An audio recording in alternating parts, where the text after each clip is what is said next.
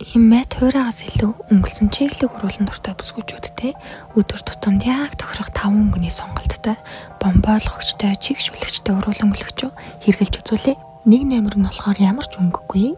Өөрийн дуртай мэт бодгоныхан гадуур өнгөлөх айл эсвэл уруулаа зүгээр л гоё чиглэг хэрэгтүүлэх дуртай бүсгүйчүүдэд маань тохирно. Уруул хоорондоо наалтахгүй зунгаарлахгүй болохоор урууланд үнэхээр тухтай мэдрэмж төрүүлсэн глосс үлээ. Хоёр дахь номер нь болохоор маш бага зэргийн ягаан туяатай.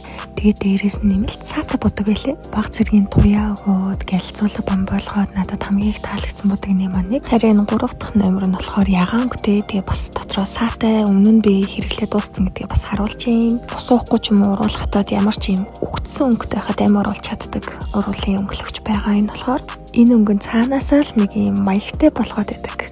Тийм ялтамхан өнгө байгаа. 4 дахь өнгө нь болохоор нэг чирнэлэн ягаан бэж хоёрын яг завсрын өнгө гэх юм уу.